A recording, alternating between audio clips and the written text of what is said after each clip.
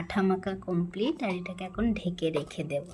চলো, তারপরে একে একে সমস্ত সবজি, আর সবজি বলতে গাজর দিয়েছিলাম, আর পেঁয়াজ, আর কারি পাতা নিয়ে এসেছিলাম, আর তার সাথে ছাদে কিছু কলমি শাক, না দুধে হিমচে ওটাকে মনে বলে, দুধে হিমচে, তো ওগুলোকে দিয়ে ভালো করে ভেজে নিয়েছিলাম।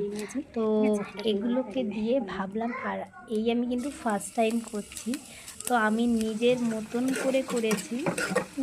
ভালোই হয়েছে, যেহেতু পুরটা অনেকটাই, যেহেতু খাওয়ার পরে, আর আমি সত্যি মানে স্যুপটা একদমই ভালো বানাতে পারিনি। আরেকটু ভালো হতো যদি চাট মশলা থাকতো। তো তারপরে ভাবছিলাম, যেহেতু যে মানে কোনো দিন আমার ভাপাও নেই, আমি যেহেতু এখানে কোনো কিছু করেও খাই না, তো আর আমি কোনো সময় ওইভাবে মুড়তেও পারি না, এই ফার্স্ট টাইম। তারপরে কি করলাম, গরম জলের করে তার মধ্যে একে একে সব ছেড়ে দিলাম।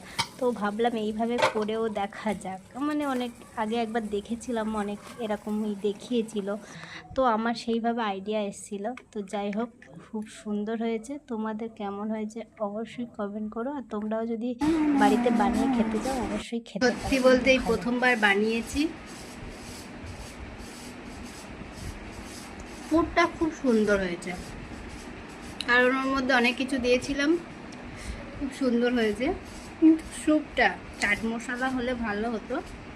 তো যাই হোক, সব তো ভালো হবে না একসাথে, যাই হোক অনেক সুন্দর।